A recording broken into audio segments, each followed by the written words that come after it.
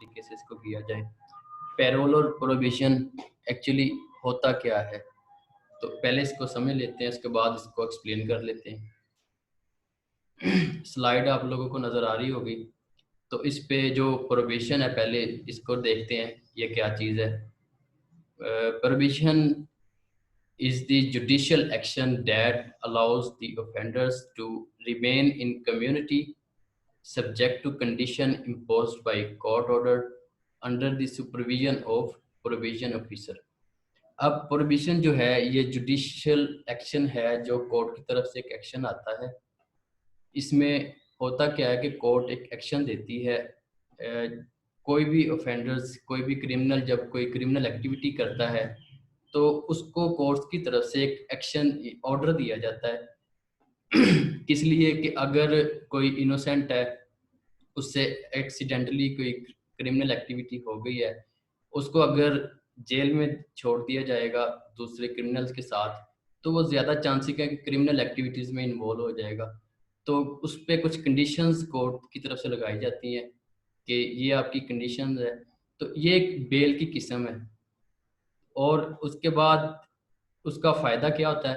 It enables the offenders to continue working while avoiding the pain of imprisonment. अब जो jail में जाके कैदी ने जो मुश्किलात का सामना करना होता है, उसको तकलीफ़ें आती हैं। ऐसी तकलीफ़ों से बचने के लिए होता क्या है कि कोर्ट उसको कम्युनिटी में भेज देती है, एक मौका देती है कि आप कम्युनिटी में जाएँ और आपको ये कंडीशंस हैं, इनको फॉलो करना होगा। तो इन कंडीशन को फॉलो करते हुए आपने कम्युनिटी के अंदर रहना, ताकि जेल के अंदर एक तो ओवर क्राउडिंग होती है, बहुत ज़्यादा रश होता है, उधर क्रिमिनल होते हैं। एक इनोसेंट, ख़ास तौर पे जुवेनाइल जो होते हैं, छोटे बच्चे जो क्रिमिनल एक्टिविटीज़ करते हैं, उनको अगर बड़े क्रिमिनल्स के साथ छोड़ दिया जाएगा, तो उसका नुकसान ये होगा कि वो भी उनके साथ उनकी साथ रहते हुए उनकी जो सोशलाइज़ेशन है, उनकी जो लैंग्वेज है, वो दूसरे जो क्रिमिनल्स हैं, उनकी तरह से हो जाएगी। उनसे कुछ आदत सीखेगा, कुछ क्रिमिनल एक्टिविटी सीखेगा, फिर कुछ रिलेशन जो क्रिमिनल्स हैं, उनके साथ उसके डेवलप होना स्टार्ट हो जाएँगे। तो वो जब रिहाई होगी इसकी, उसके बाद जाके फर्दर फिर क्राइम करना स्टार्ट कर देगा। तो ऐसी सारी सूरत हाल से बचने के लिए तो जो जुवेनाइल होते हैं या इनोसेंट क्रिमिनल होते हैं, जिसको कोर्ट देखे, तो कोर्ट उसको बेल की शेप में जब तक डिसीजन नहीं आ जाता या उसकी सज़ा छोटी हो 2 साल तक तकरीबन है, 2 साल या इससे कम सज़ा हो, तो उसको जेल की बजाय होता ये है कि उसको कम्युनिटी में वापस भेज दिया जाता है कि आपकी ये कंडीशंस हैं, इनको फॉलो करते हुए आपने कम्युनिटी में रहना है, अपना काम जारी रखें। तो उसकी सुपरविज़न कर रहा होता है प्रोबेशन ऑफिसर। फिर कहता है कि इन डेवलपिंग जो डेवलप्ड कंट्रीज़ हैं, जो तरक्की याफ़्ता मुल्क हैं, social services are provide to help the offender adjust in community. अगर किसी का क्रिमिनल बिहेवियर है या डेविएंट बिहेवियर है, वो क्रिमिनल एक्टिविटीज़ करता है, तो उसको एक मौका दिया जाता है कि वो अपनी जो कम्युनिटी है उसके साथ जाके दोबारा से एडजस्ट हो जाए। अगर उसकी निस्बत उसको जेल में भेज दिया जाएगा, होगा क्या कि वो जेल में जाके जो क्रिमिनल है उनकी कम्युनिटी में रहना स्टार्ट कर देगा, उधर एडजस्ट ना हो जाए। तो क्रिमिनल की एक्टिविटीज़ से बचाने के लिए, उनकी कंपनी में एडजस्ट होने से उसको बचाने के लिए कम्युनिटी में भेज दिया जाता है, ताकि वो उधर जाके एडजस्ट हो जाए अपनी कम्युनिटी में। फिर उसकी काउंसलिंग की जाती है ड्यूरिंग जो कम्युनिटी में जब वो रह रहा होता है, तो रिहैबिलिटेशन सेंटर होते हैं, उधर भी रेफ़र कर दिया जाता है। फिर सोशल वर्कर्स हैं, वो उसकी कर रहे होते हैं काउंसलिंग, सोशल वर्कर के पास भेज दिया जाता है। जो मैंने पहले ज़िक्र किया कि कोर्ट की कुछ कंडीशंस होती हैं, तो वो कोर्ट ये भी कंडीशन दे सकती है कि आपने सोशल वर्कर के साथ कुछ टाइम स्पेंड करना है या उससे जाके आपने कुछ सीखना है, उससे आपने तरबियत करवानी है। तो उसके अलावा जो प्रोबेशन ऑफिसर है, वो उसकी सुपरविज़न कर रहा होता है। फिर ग्रुप ट्रीटमेंट्स ये भी प्रोवाइड उसको किए जाते हैं ड्यूरिंग इस पीरियड में जो प्रोबेशन का चल रहा होता है। फिर उसके अलावा वो कहता है कि कम्युनिटी रिसोर्सेज हैं, उसमें वो एम्प्लॉयमेंट भी हासिल कर सकता है, वो अपनी जॉब या बिजनेस है उसको भी कंटिन्यू रख सकता है। तो सोशल वर्कर्स उसके लिए या प्रोबेशन ऑफिसर उसके लिए एम्प्लॉयमेंट अपॉर्चुनिटी भी क्रिएट कर सकता है, ताकि वो क्रिमिनल एक्टिविटीज से हट के जो शरीफाना हर जो उसकी एक्टिविटीज़ हैं, जैसे एक आम आदमी जो क्रिमिनल नहीं होता वो एक्टिविटीज़ परफॉर्म करता है, उसको एक मौका दिया जाता है कि वो कम्युनिटी में जाके ऐसी एक्टिविटीज़ परफॉर्म कर सके। उसके अलावा वेलफेयर एंड हाउसिंग सोसाइटी, ऐसी कई चीज़ें हैं जिधर उसको भेज दिया जाता है, जो कोर्ट देखती है कि इसके लिए ये चीज़ें बेहतर हैं, तो इसको कुछ कंडीशन लगा दी जाती है। उस कंडीशन की बेस पे वो कम्युनिटी में रहने का उसको मौका मिल जाता है, कम्युनिटी के साथ एडजस्ट होता है, उससे कुछ एक्टिविटीज़ सर्विसेज ऐसी करवाई जाती है ताकि वो क्रिमिनल एक्टिविटीज़ से कट के दूसरी सोसाइटी के साथ एडजस्ट हो सके। उसके बाद इन सम कंट्रीज, ये थी डेवलप जो कंट्री तरक्की याफ्ता ममालिक थे उनकी बात हो रही थी, तो इन सम कंट्रीज, कुछ ऐसी भी कंट्रीज हैं कम्युनिटी बेस्ड जो है जो करेक्शन सेंटर बनाए गए हैं जिनको रिहेबिलिटेशन सेंटर कहते हैं, have been establish for the first offenders, जो ऐसे क्रिमिनल फर्स्ट टाइम क्राइम करते हैं उसको जेल की बजाय जो करेक्शनल सेंटर है, रिहेबिलिटेशन सेंटर है, उनमें भेज दिया जाता है ताकि उधर उसकी तरबियत की जा सके, ताकि वो further in future in criminal activities में इन्वॉल्व ना हो। Where they live keeping their job and obtain education. फिर जिस जगह पे वो जो बात की है, जो करेक्शनल सेंटर है उनमें उधर भेज दिया जाता है। अगर तो वो एजुकेशन हासिल कर रहा था, तो बच्चा था जुवेनाइल है, तो उसको एजुकेशन की परमिशन होती है। फिर उस रिहेबिलिटेशन सेंटर या करेक्शनल जो सेंटर है उसकी उसमें उसकी तरबियत की जाती है, तो वो उसकी जॉब में भी हेल्प करता है, उसकी एजुकेशन हासिल करने में भी हेल्प करता है। उसके बाद आ जाते हैं हम पैरोल पे। अब पैरोल और जो दूसरा है प्रोबेशन, इसमें सबसे बड़ा फ़र्क ये है, जो प्रोबेशन है ये होता है इंसान को सज़ा होने से पहले।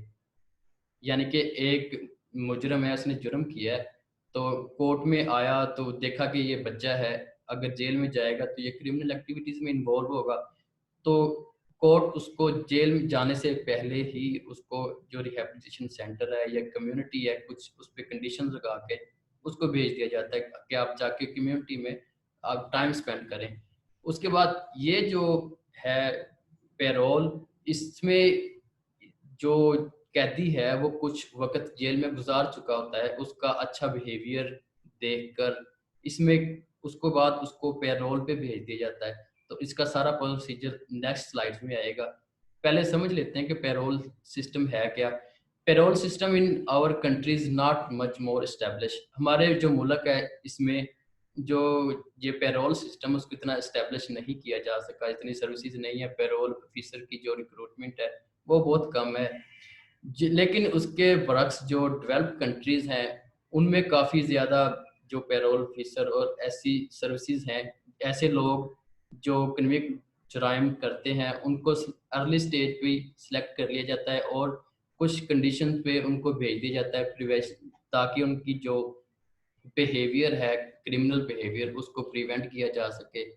तो फिर कुछ जो पैरोल ऑफिसर है वो उसकी सुपरविजन कर रहा होता है।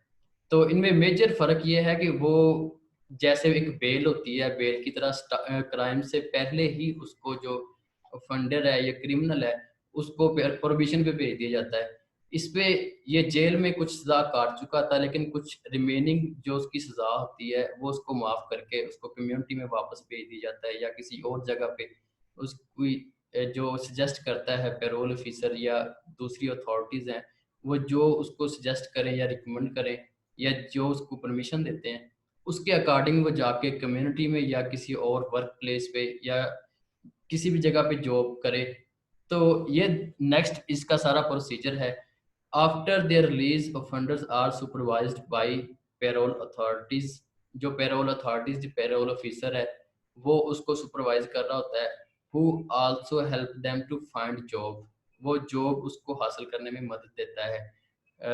Deal with family and social जो डिफ़िकल्टीज़ आती हैं उसमें भी उसकी मदद करता है, फैमिली के साथ डीलिंग कैसे करनी है इसमें भी इसकी हेल्प करता है।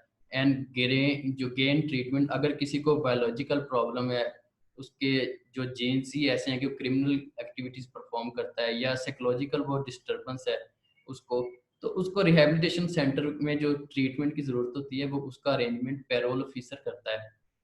नेक्स्ट है कि सब्सटेंस अब्यूज़ प्रॉब्लम। तो जो उसकी अब्यूज़ प्रॉब्लम होती हैं उनको रिजॉल्व करने के लिए ये रिहैबिलिटेशन उसको दी जाती है और रिहैबिलिटेशन प्रोवाइड करता है पेरोल ऑफिसर, उसकी हेल्प कर रहा होता है। If the offenders violate the condition of community supervision, payroll में बी रिवोक्ड। अगर वो वायलेशन करता है, जो उसको कंडीशन लगाई जाती है कि आपने इस एरिया से बाहर नहीं जाना, आपने ये रूल्स फॉलो करने हैं, ये एक्टिविटीज़ करनी है, अगर वो वायलेशन करता है तो उसकी जो सुपरविजन कर रहा होता है पेरोल ऑफिसर, उसकी जो सज़ा है उसको ख़त्म कर सकता है। ठीक है। उसके बाद that person may be sent back to jail, उसको दोबारा से जेल में भेज दिया जाता है। इसमें अगर आप लोग समझ पाए होंगे, प्रोहिबिशन स्टार्टिंग में जब बंदा क्रिमिनल एक्टिविटीज कर रहा है, उसके ट्रायल चल रहा होता है, तो कोर्ट उसको स्टार्टिंग में उसको भेज देती है कि प्रोहिबिशन पे आप चले जाएं जब तक आपका फैसला नहीं आता। अगर सजा हो जाए, उसका कोई माइनर जुर्म है जिसकी सजा 2 साल से कम है, छोटे मोटा उसने कोई क्राइम किया है, उसको बजाय जेल में भेज के उसको कैदियों की किसी कंपनी में भेज दिया जाए, तो वो कैदियों के साथ रह के उनकी लैंग्वेज सीखे, उनकी कंपनी में मजीद कई क्राइम सीखे, तो उसको जेल जाने से पहले ही उसको प्रोबेशन पे रिलीज कर दिया जाता है और ये कोर्ट करती है। और पेरोल ऑफिसर जो है, पेरोल में होता ही है कि जो क्रिमिनल है वो जेल में चला गया, उसकी 4 साल सजा है, लेकिन जेल में देखा जो अथॉरिटीज हैं जेल में देखती इस बंदे का बिहेवियर ठीक है, ये कोई क्रिमिनल एक्टिविटीज में इन्वॉल्व नहीं है, ये बंदा शरीफ है, तो उसको जो पेरोल ऑफिसर होता है, तो दूसरी कुछ और अथॉरिटीज़ हैं, नेक्स्ट डिस्कस करेंगे, वो उसको बाकी की सज़ा जेल में गुजारने की बजाय कम्युनिटी में वापस भेज देती है, ताकि वो जाके बाकी का जो वक्त है उधर गुजारे। मैं आप लोगों से कुछ क्वेश्चन लूँगा कि आप लोगों को ये समझ आ गई है तो फिर हम नेक्स्ट चलेंगे, वरना इसको फर्दर समझने की कोशिश करेंगे। प्लीज़ हैंड रेज करें अगर किसी का कोई क्वेश्चन है, तो अगर समझ आ गई है तो फिर नेक्स्ट चलते हैं।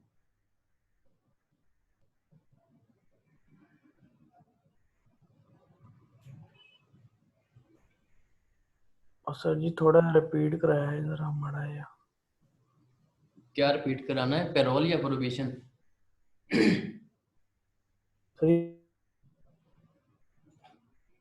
रोल। चले मैं दोबारा से रिपीट करवा देता हूँ, मेरे ख्याल में आवाज़ का कोई इशू है ठीक का। तो इधर से भी क्वेश्चन आ रहा है, जी पूछें।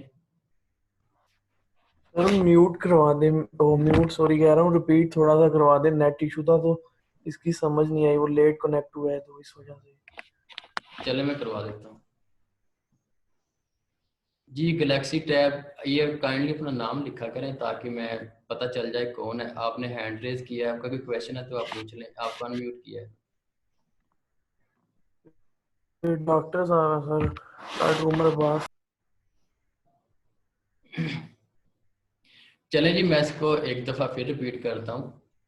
जो प्रोहिबिशन है ये एक्चुअली है क्या, ये जुडिशियल एक्शन है जो ऐसे क्रिमिनल जैसे जुवेनाइल हैं या इनोसेंट क्रिमिनल्स होते हैं, वो कुछ ऐसी एक्टिविटीज़ परफॉर्म करते हैं कि उनकी सज़ा माइनर है या बच्चा है, तो उसको कोर्ट है वो अलाउ करती है कि वो जाके कम्युनिटी में रहे, बाकी जो उसकी सज़ा नहीं होती उसको जेल में भेजने की बजाय कुछ शराइत लागू करके उसको कम्युनिटी में भेज दिया जाता है कि ताकि वो जाके उधर टाइम स्पेंड करे। ये तो प्रोहिबिशन आ गई, इसकी सुपरविजन करता है प्रोहिबिशन ऑफिसर। और दूसरा है payroll.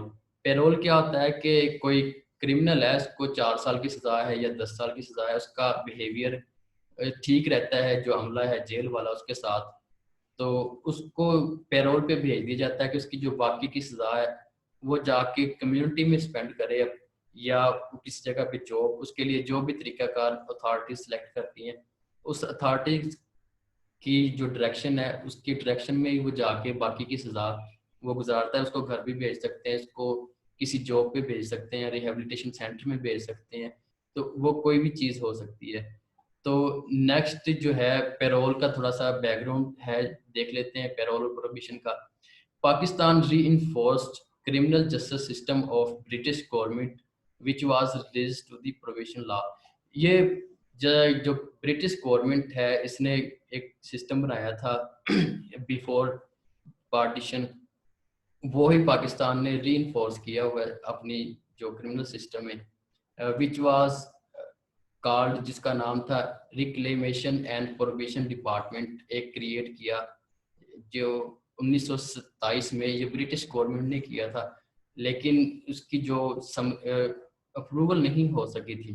British government wants to make separate legislation, और नेक्स्ट वो बता रहा है कि उसकी ये जो बिल था वो पास नहीं हो सका था सेपरेट डिपार्टमेंट का, क्योंकि उस वक्त क्या था कि उस वक्त ये जो इंडिपेंडेंस मूवमेंट थी जो सब कॉन्टिनेंट्स में, तहरीक आज़ादी वगैरह ये चल रही थी, उसकी वजह से ये सेपरेट डिपार्टमेंट नहीं बन सका। तो ये इसका थोड़ा सा बैकग्राउंड था। सब जो बिफोर इंडिपेंडेंस जो ब्रिटिश गवर्नमेंट ने बनाया था, लेकिन पाकिस्तान ने उसको ही री इन्फोर्स किया था इसके अपने क्रिमिनल सिस्टम में, इस सिस्टम को। तो उसके बाद government of Pakistan pass namely prohibition offenders ordinance 1960, 1960 में गवर्नमेंट ऑफ पाकिस्तान ने नया ऑर्डिनेंस अपना जो है वो पास किया, जिसका नाम प्रोहिबिशन ऑफेंडर्स ऑर्डिनेंस था, which was almost the same to prohibition bill. जो सब कॉन्टिनेंट में ये जो ब्रिटिश गवर्नमेंट है, इसने कानून पास किया था, जो पाकिस्तान ने उसको री इन्फोर्स कर दिया इस जगह पे आके 1960 में, और वही सिस्टम पाकिस्तान में चला रहा है। फिर government of Pakistan which introduce the juvenile justice system ordinance 2000 in respect of international obligation of United Nation की तरफ से कुछ सजेशंस थी या रिकमेंडेशन थी, उनको मद्देनजर रखते हुए जो गवर्नमेंट ऑफ पाकिस्तान है उसने दोबारा से एक नया सिस्टम डेवलप किया था, जुवेनाइल जस्टिस ऑर्डिनेंस। उसका भी काफ़ी इसमें जो प्रोहिबिशन है इसमें असर सुख होता है, क्योंकि जो जुवेनाइल होते हैं उनको जेल में भेजने की बजाय जो प्रोहिबिशन हमने देखा कि जुवेनाइल को दी जाती है ताकि वो क्रिमिनल एक्टिविटीज़ में इन्वॉल्व ना हो सकें। उसके बाद एक नया ऑर्डिनेंस 2018 में ये फिर रिपीट हुआ है, तो वो भी हम जब जुवेनाइल वाला चैप्टर पढ़ेंगे वो आर्टिकल हम पढ़ भी चुके हैं, लेकिन दोबारा भी रिपीट हम करेंगे इंशाल्लाह। अब इसका इंट्रोडक्शन है कि each provincial directorate is headed by the director of reclamation and prohibition. RNP जो है उसको जो हर सूबे में अंदर जो डायरेक्टरेट है वो हेड करता है डायरेक्टर ऑफ RP, और उसकी सपोर्ट कर रहे होते हैं डिप्टी जो है डिप्टी डायरेक्टर और असिस्टेंट डायरेक्टर, प्रोहिबिशन ऑफिसर और पेरोल ऑफिसर उसके अंडर होते हैं, उसकी हेल्प कर रहे होते हैं। लेकिन इन सब के ऊपर जो मेन अथॉरिटी है वो होता है director of reclamation and prohibition. तो उसकी जो नीचे मैंने बताया कि सपोर्ट दूसरे ऑफिसर कर रहे होते हैं, और दूसरा जो एडमिनिस्ट्रेटिव स्टाफ होता है वो उसकी सपोर्ट कर रहा होता है, जो सपोर्टिव स्टाफ है। तो ये सब मिलके सिस्टम चलाते हैं, इनको हेड कर रहा होता है जो director of reclamation and prohibition RNP department जो है उसका ये स्ट्रक्चर था। फिर overall functioning is identical and governed by the legal instruction of. कौन कौन सी इंस्ट्रक्शन है जिनकी अंडर ये जिनकी गाइडलाइन में सारा जो सिस्टम है इसको चलाया जाता है। इसमें है प्रोहिबिशन ऑफेंडर ऑर्डिनेंस जो 1960 में पाकिस्तान की गवर्नमेंट ने पास किया था। इसमें जो एक्ट्स या रूल एंड रेगुलेशन है उनकी गाइडलाइन में जो पैरोल और प्रोहिबिशन है वो ग्रांट की जाती है ऑफेंडर्स को।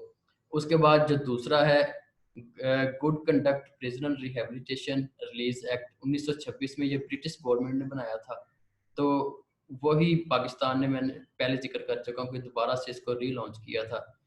एंड गुड कंडक्ट प्रोहिबिशनल रूल्स 1927, ये ब्रिटिश गवर्नमेंट ने ही रूल्स बनाए थे, पाकिस्तान ने इसको रीलॉन्च किया। अगर आपको याद हो तो मैं दोबारा से बता दूँ आपको, इस जगह पे मैंने आपको बताया कि पाकिस्तान ने उसी सिस्टम को उठा के 1960 में रीलॉन्च कर दिया था और वही सिस्टम चला आ रहा है। लेकिन ये जो अथॉरिटीज़ हैं, स्ट्रक्चर हैं, ये इन जो एक्ट्स हैं जो मैंने तीन आपको बताए, एक तो प्रोहिबिशन ऑफेंडर्स ऑर्डिनेंस है, एक गुड कंडक्ट प्रिजनर, उसके बाद प्रोबेशनल रिलीज एक्ट और गुड कंडक्ट प्रोबेशनल रूल्स 1927, और तीसरा है जुवेनाइल जस्टिस ऑर्डिनेंस 2000। इसके जो रूल्स हैं इनकी गाइडलाइन में ये जो अथॉरिटीज़ जिनका ऊपर जिक्र किया गया, ये अथॉरिटीज़ जो प्रोबेशन और पेरोल जिस सिस्टम है इसको रूल कर रही होती हैं, चला रही होती हैं। तो मेन अथॉरिटीज़ ये हैं और रूल्स इन एक्ट्स के जो है फॉलो किए जा रहे होते हैं सारे। Overall mandate of directorate of reclamation and prohibition include, इसका जो मैंने बताया कि जो जो एक्ट था जो प्रीवियस जिक्र किया गया, तो उसका जो मेन जो मकसद है, मैंडेट है, वो ये था कि हम जुर्म को ख़त्म करना चाहते हैं, क्रिमिनल को नहीं।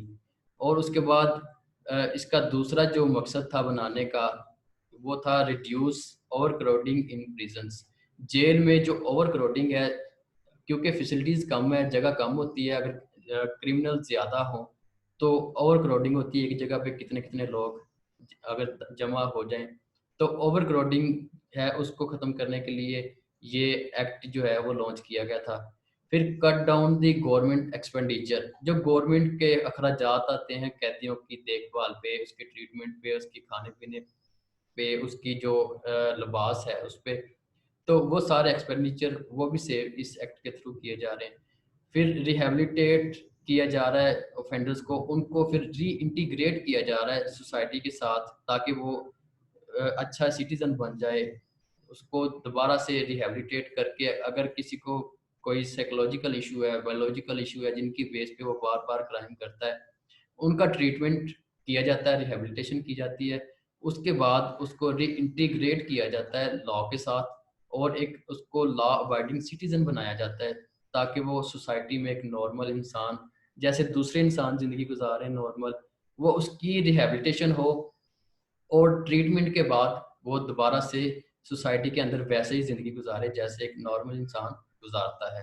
तो ये इसका मकसद था, ये और जो directorate of reclamation and prohibition बनाया था आरएनपी। तो नेक्स्ट जो है कि the ordinance empower the above mention courts, इसकी कोर्ट्स हैं कि कौन कौन सी कोर्ट्स हैं जो प्रोहिबिशन है वो ग्रांट कर सकती हैं। ये मैंने ऊपर जिक्र किया कि ये प्रोविजन एक कोर्ट की तरफ से एक ऑर्डर होता है कि जो क्रिमिनल है उसको प्रोविजन पे भेज दिया जाए, बजाय इसके कि जेल में जाए बाकी सजा उधर, उसको प्रोविजन पे भेज दिया जाता है। तो इसमें कौन कौन सी ऐसी कोर्ट्स हैं जो जो क्रिमिनल्स हैं उनको प्रोविजन पे भेज सकती हैं? इसमें हाई कोर्ट है, और कोर्ट ऑफ सेशन है, जुडिशियल मजिस्ट्रेट है, और दूसरे जो मजिस्ट्रेट जितनी भी स्पेशली एम्पावर्ड किए जाते हैं, जो जुवेनाइल जस्टिस एक्ट है उसके थ्रू या दूसरे एक्ट्स में जिन जिन अथॉरिटीज़ को एम्पावर किया गया, इख्तियार दिए गए हैं, उन सब के पास ये इख्तियार होते हैं कि वो क्रिमिनल को प्रोहिबिशन पे भेज सकते हैं।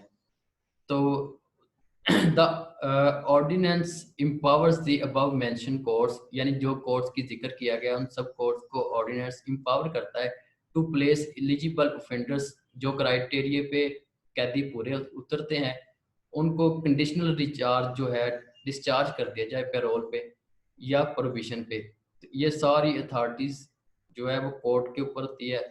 कोर्ट चाहे तो किसी से रिपोर्ट भी ले सकती है या वो डायरेक्ट ही डिसीजन दे सकती है। तो कुछ कंडीशनल वो जो डिस्चार्ज करती है, जो ऑफेंडर्स होते हैं, क्रिमिनल्स होते हैं, उनको कुछ शराइत लागू करके भेज दिया जाता है कि आप इन इन शराइत के ऊपर जाके कम्युनिटी में रह सकते हैं या जॉब कर सकते हैं या कोई काम सरंजाम दे सकते हैं। Once released on provision, concern probation officer is to supervise, जो कैदी उसको प्रोबेशन पे भेज दिया जाता है उसकी जो सुपरविजन है वो प्रोबेशन ऑफिसर करता है, ऑलरेडी हमने कर लिया है, और मॉनिटर करता है, और उसके अलावा उसको फैसिलिटीज जो है वो प्रोवाइड करता है, रिहेबिलिटेशन की फैसिलिटीज। और उसके अलावा आता है ऑफेंडर्स इन दी कम्युनिटी, जो ऑफेंडर्स है उसको कम्युनिटी में रहने के लिए उनके ट्रीटमेंट में जो फैसिलिटीज़ हैं वो प्रोवाइड करता है कौन? प्रोबेशन ऑफिसर, जो रिलीज हो चुका होता है कोर्ट के ऑर्डर्स पे। फिर in practice however er probation officers role is ineffective in the rehabilitation of the offenders due to an inadequate institutional and personal capacity. अब जो कैपेसिटी है उसकी कमी की वजह से और उसके अलावा उसके पास रिसोर्सेज कम होने की वजह से जो रिहेबिलिटेशन करने में जो बताया गया प्रोबेशन ऑफिसर होता है वो नाकाम रहता है मोस्टली। रीज़न उसने बता दिया है कि उसके पास जो रिसोर्सेज हैं वो कम होते हैं और उसके अलावा इंस्टीट्यूशनल की तरफ से जो सर्विसेज हैं वो कम होती हैं। ये पाकिस्तान की बात कर रहा है कि ये प्रॉब्लम इन फेस करना पड़ रहा है क्रिमिनल्स को। अब जो प्रोबेशन ऑफिसर होता है उसने सोशल इन्वेस्टिगेशन रिपोर्ट कोर्ट में देनी होती है। जब किसी भी मुजरिम को कोर्ट ने प्रोबेशन पे भेजना होता है तो ये जो प्रोबेशन ऑफिसर होता है इसका काम होता है कि वो सोशल इन्वेस्टिगेशन रिपोर्ट वो कोर्ट में जमा करवाए। सम टाइम कोर्ट जो होती है वो इस रिपोर्ट को लेती है और ज़्यादातर कोर्ट इस रिपोर्ट को नहीं लेती। उसकी रीज़न ये है कि अगर वो सोशल इन्वेस्टिगेशन रिपोर्ट तलब करे तब तक काफ़ी देर कुछ टाइम लगता है रिपोर्ट जनरेट करने में। और वैसे भी पाकिस्तान में जो प्रोबेशन ऑफिसर हैं वो उनकी तादाद बहुत कम है। तो इन वजूहात की बेस पे कोर्ट सम टाइम अगर उसको लगे कि ये बंदा क्रिमिनल एक्टिविटीज़ में इन्वॉल्व हो सकता है इन फ्यूचर या पहले भी क्राइम कर चुका है, उसको भेजने से पहले वो प्रोबेशन ऑफिसर से सोशल इन्वेस्टिगेशन रिपोर्ट SIR तलब करती है और कोर्ट के पास इख्तियार है कि वो उसको ना भी ले, वो डायरेक्ट भी ग्रांट कर सकती है provision. The provision officer has assigned to an important role in whole procedure of preparing and submitting the social investigation report to the court। तो वो कोर्ट ने इसको रिपोर्ट देनी होती है प्रोविजन, उसका एक रोल है प्रोविजन ऑफिसर का। फिर जो report social investigation report that includes, अब सोशल इन्वेस्टिगेशन रिपोर्ट है इसमें कौन कौन सी चीज़ें होती हैं। इसमें ऑफेंडर्स जो है क्रिमिनल उसका करेक्टर देखा जाता है कि उसका पहले से ये क्राइम जो जुर्म है वो करने से पहले उसका करेक्टर पहले कैसा रहा है, उसका फैमिली बैकग्राउंड कैसा है, एजुकेशनल बैकग्राउंड कैसा है, फिर उसकी कमीशन एक्ट जो क्राइम की उसकी नेचर क्या है कि क्रिमिनल एक्टिविटीज में वो पहले से इन्वॉल्व रहता है या सिर्फ उसने ये पहला जुर्म किया है। क्राइम की वो कमीशन देखता है, नेचर देखता है ऑफेंडर्स की, ऑफेंस की जो क्राइम है उसकी नेचर कैसी है, उसकी कमीशन कैसी है, जो सोसाइटी के अंदर उसका दूसरों के साथ बर्ताव है वो कैसा है, होम सराउंडिंग कैसी है, वो जिस इलाके में रह रहा है उसके नेबर्स कैसे, क्रिमिनल तो नहीं है या शरीफ लोग हैं, एजुकेटेड कम्युनिटी में रहता है, तो उसकी होम की सराउंडिंग वो देखता है। और सर्कमस्टेंसेस देखता है, हालात, कि उसने जो क्राइम किया है उसके हालात कैसे थे। हो सकता है कोई आदमी मजबूर होके उसको खाने को कुछ नहीं मिला तो वो गुर्बत से तंग आके उसने कोई क्राइम कर लिया या कोई चोरी कर ली या कोई फूड है उसको चोरी कर लिया। तो ये सारी चीज़ें जो है SIR यानी सोशल इन्वेस्टिगेशन रिपोर्ट में देखी जाती हैं और कोर्ट में पेश कर दी जाती हैं। तो mostly courts are put decision without SIR। मैं पहले से बता चुका हूँ कि ये प्रोसीजर थोड़ा सा लेंथी होता है कि किसी का डाटा इकट्ठा करना, उसका बैकग्राउंड देखना, उसकी एक्टिविटीज़ देखना, ये डाटा कलेक्ट करने में टाइम लगता है। कोर्ट फिर अर्जेंट डिसीजन दे देती है। जो कानून जो उसको जुर्म किया होता है उसकी नेचर देख के कि जुर्म किस नेचर का है इसको देनी है, कोर्ट ग्रांट कर देती है बिना SI रिपोर्ट के, और सम टाइम कोर्ट तलब भी कर लेती है। नेक्स्ट चलते हैं पैरोल की तरफ। Parole refers to conditional release of prisoner और ऑफेंडर्स। जो कैदी हैं या ऑफेंडर्स हैं, कोई क्राइम करते हैं, in certain cases before the completion of the term of imprisonment to which they have been sentenced. अब जो कैदी है उसने कोई जुर्म किया, उसको जेल में भेज दिया, तो वो उसका बिहेव जो स्टाफ है उसके साथ ठीक है, बाकी जो उधर मुजरम है उनके साथ ठीक है, तो होता ही है कि उसको कुछ कंडीशनल बेसिस पे रिलीज कर दिया जाता है कि ताकि उसकी जो सज़ा है वो कम कर दी जाए या ख़त्म कर दी जाती है कि आपकी सज़ा 5 साल है, 3 पूरे कर लिए, 2 साल वो किसी और जगह कम्युनिटी में जाके गुजार ले, तो भेज दिया जाता है इसको कम्युनिटी में। तो फिर parole under the supervision of parole officers are employed on a fix wages and under specific terms. Condition की मैं पहले बात की, कुछ उसको कंडीशन लगा दी जाती है कि आप इस एरिया से बाहर नहीं जा सकते, आप कस्बे से बाहर नहीं जा सकते, तहसील से बाहर नहीं जा सकते, या उसको किसी जगह पे रोजगार दे दिया जाता है कि आपकी ये नौकरी है, आपने इस जगह पे काम करना है। तो कुछ उसकी वेजेस भी फिक्स कर दी जाती है कि आपकी ये सैलरी होगी, आपने इस जगह पे काम जो है जॉब करनी है। तो उसकी कुछ कंडीशन टर्म्स होती हैं जिसको उसने फॉलो करना होता है, जिसको पैरोल पे भेजा जाता है। फिर approved employers of the respective provincial R&P directorate. तो जो जॉब की बात कर रहे थे कि जॉब वो किस जगह पे कर सकता है, और किसी फैक्ट्री में नहीं भेजा जाता। ये कुछ अदारे होते हैं जिनको अप्रूवल मिली होती है R&P डायरेक्टरेट्स की तरफ से। वो सिर्फ जो रिकमेंडेड और रजिस्टर्ड जिनको परमिशन होती है अदारों को, उन्हीं अदारों में सिर्फ फिक्स सैलरी पे, फिक्स वेजेस पे जाके अपनी एम्प्लॉयमेंट कर सकता है। Any person or institution can apply to be a potential employers। ऐसा अदारा जो पोटेंशियल रखता है कि मैं पैरोल पे बंदे रख सकता हूँ, तो वो अप्लाई कर सकता है डायरेक्टर R&P को, ताकि वो भी जो फंडर्स हैं उनको रोजगार दे सके, या उसको लेबर चाहिए होती तो वो ले लेता है इधर से। Director R&P can accept or reject the application on the recommendation of relevant जो है डिस्ट्रिक्ट एडमिनिस्ट्रेशन। जो रेलिवेंट डिस्ट्रिक्ट एडमिनिस्ट्रेशन जितनी भी इंतजामिया चली इंतजामिया होती है, डायरेक्टर R&P उससे रिपोर्ट लेके या उसकी रिकमेंडेशन पे, अगर वो म्यार पे पूरा उतर रहा है जो रिक्वायरमेंट है, तो उसको लाइसेंस दे दिया जाता है या परमिशन दे दी जाती है कि आप पैरोल पे जो कैदी है उनको रख सकते हैं जॉब पे। तो अगर वो कंडीशंस पूरी नहीं करता तो उसको, इसकी जो एप्लीकेशन है उसको रिजेक्ट कर दिया जाता है। फिर उस वो स्टैंडर्ड्स हैं कौन कौन से जो एम्प्लॉयर्स हैं यानी इंडस्ट्रियलिस्ट हैं या कोई जो नौकरी देना चाह रहे हैं, वो कौन कौन सी रिक्वायरमेंट्स हैं वो पूरी करें, तो उनको परमिशन मिलेगी ये सब करने की। तो required standard of the employers यानी जो जो रोजगार देना चाह रहा है एम्प्लॉयज को, वो कौन से स्टैंडर्ड हैं जिनको मीट करेगा। एक to be residence same province, जिस सूबे की जेल से वो बंदा होगा क्रिमिनल, जिस सूबे में वो रह रहा होगा उसी सूबे का होना चाहिए, पहली कंडीशन ये है। फिर उसकी रेपुटेशन अच्छी होनी चाहिए। उसके बाद इन्वॉल्वमेंट नहीं होनी चाहिए किसी ऐसी ट्रेड या एक्टिविटीज़ में जो इलीगल हो। Being able to provide recommendation accommodation, वो इस काबिल हो कि वो अकोमोडेशन प्रोवाइड कर सके।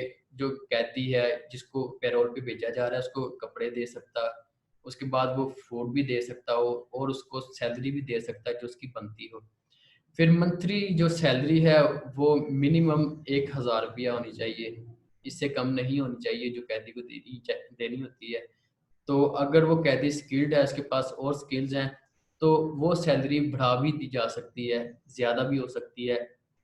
तो मिनिमम जो रखी है गवर्नमेंट ऑफ पाकिस्तान ने वो 1,000 रुपया है जो उसने पे करनी होती है। और जो सैलरी होती है वो डिपॉजिट उसने करवानी होती है बैंक अकाउंट में जो पेरोल ऑफिसर होता है उसके। और उसके बाद जब उसकी सजा का पीरियड खत्म होता है, पेरोली जो होता है जिसको पेरोल पे भेजा होता है, तो वो पेरोल जो ऑफिसर है उस पीरियड पूरा होने के बाद अपनी सैलरी उससे ले सकता है और उसके बाद वो घर में भी भेज सकता है, अपने खर्चे के लिए इस्तेमाल कर ले या जो उसकी वो इनकम होती है। फिर सिलेक्शन ऑफ पेरोल, अब जो प्रोविजन जो था उसकी जो प्रोविजन पे जिस बंदे को भेजा जाता है उसकी तो कोर्ट ने डिसीजन देनी होती है। अब जो पेरोलीज हैं इसकी जो सिलेक्शन है वो कौन करता है, वो प्रिजनर जो है जो कैदी है may be selected for the parole on an application themself. वो अपनी जो खुद से एक एप्लीकेशन दे सकता है, उसका कोई फैमिली मेंबर है वो एप्लीकेशन दे सकता है उसके लिए। फिर जो सुप्रीडेंट जेल होता है उसकी रिकमेंडेशन जो है उनकी बेस पे भी उसको को भेजा जा सकता है पेरोल पे। उसके अलावा असिस्टेंट डायरेक्टर पेरोल ऑफिसर जो होता है, असिस्टेंट डायरेक्टर की जो है रिकमेंडेशन पे भी भेजा जा सकता है उसको पेरोल पे। और पेरोल जो ऑफिसर होता है उसके पास भी अथॉरिटी होती है कि वो जेल जाए, विजिट करके जो उसको शरीफ बंदे पूछ सकता है कि इसका दूसरों के साथ बिहेव कैसा है, ये बंदा शरीफ ही इधर जिंदगी गुजार रहा है या कैसी गुजार रहा है, तो उसको भेज दिया जाता है। रिकमेंड करता है असिस्टेंट डायरेक्टर और पेरोल ऑफिसर भी। और पेरोल और प्रोबेशन में डिफरेंस जो है लास्ट हमारी स्लाइड है वो डिस्कस कर लेते हैं। सबसे बड़ा जो है जो प्रोबेशन है वो जुडिशरी जो है उसकी तरफ से दी जाती है। जो पेरोल है उसकी जो अथॉरिटीज़ हैं वो सिर्फ दे सकती हैं। उसके अलावा जो provision refer to suspending the sentence और पोस्टपोनमेंट ऑफ द डिसीजन, जब तक जो डिसीजन है वो नहीं आ जाता उसकी सज़ा पोस्टपोन करने के लिए इसको प्रोविजन भी भेजा जा सकता है, या उसकी जो सज़ा है उसको ख़त्म करने के लिए उसको कम्युनिटी में भेज दी जाए। वाइल जो पेरोल होती है वो गिवन दी जाती है। मैंने स्टार्टिंग में बताया कि बड़ा डिफरेंस है कि जो प्रोविजन है वो प्रोवाइड की जाती है क्रिमिनल को स्टार्ट में, और जो पेरोल है वो लास्ट में दी जाती है ताकि जब उसकी थोड़ी सी सजा रह जाए, कुछ वो कंप्लीट कर चुका होता है। Judiciary is responsible for provision revocation while payroll revocation is the made by the adjective. जो एग्जेक्टिव बॉडी मैंने ऊपर जिक्र किया कि जो सुप्रीडेंट जेल है वो रिकमेंड कर सकता है, पेरोल ऑफिसर और असिस्टेंट कमिश्नर कर सकता है, उसकी जो सजा है वो ख़त्म कर सकता है, जो ये अथॉरिटीज़ कर सकती हैं पेरोल की। और जो प्रोविजन होता है उसकी जो कैंसलेशन वो जुडिशरी सिर्फ कर सकती है। ये मेजर तीन डिफरेंस है इन चीज़ों में। तो आज का टॉपिक कंप्लीट हो गया। तो आप लोगों के कोई क्वेश्चन है तो मैं माइक अनम्यूट करने लगा हूँ, आप पूछ सकते हैं।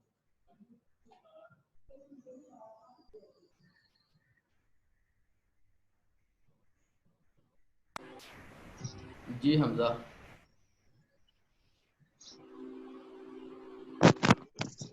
किसी का कोई क्वेश्चन नहीं सर है? सर आज के लेक्चर की तो समझ आ गई है, लेकिन काइंडली दूसरे टीचर को भी अगर हमारा मैसेज पहुंचा दें कि इसी तरह स्लाइड्स बना के हमें समझा दिया करें, अच्छी तरह समझ लग जाती है। जी पता तो चलता है ना कि पढ़ क्या रहे हैं। अच्छा, यार इतनी मेहनत किसने करनी है, तो ही नहीं करे था सर के चले अलावा, तो इतनी मेहनत नहीं करी थी। आपका मैसेज मैं कन्वे कर दूंगा। आप उनको व्हाट्सएप ग्रुप है उसमें भी उनको आप डायरेक्टली बता सकते हैं, कह सकते हैं कि आप भी ये मेथड कर लें, तो मैं आपकी सजेशन है वो रिकमेंड कर दूंगा। जी सर, जी उमर बास कोई थैंक यू क्वेश्चन सर। लेना चाह रहे हैं?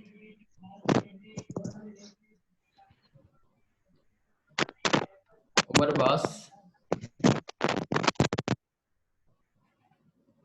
किसी का कोई क्वेश्चन नहीं है? सर चले ये स्लाइड्स हमें मिल भी जाएंगी? स्लाइड में इंशाल्लाह आपको व्हाट्सएप कर देता हूँ। ठीक हो गया sir, thank you so much. Welcome. किसी और का कोई क्वेश्चन? चले मैं कंक्लूड करता हूँ इस सेशन को, और इंशाल्लाह नेक्स्ट लेक्चर तक खुदा हाफिज़। इंशाल्लाह नेक्स्ट लेक्चर में मुलाकात होगी, तब तक के लिए अल्लाह हाफिज़।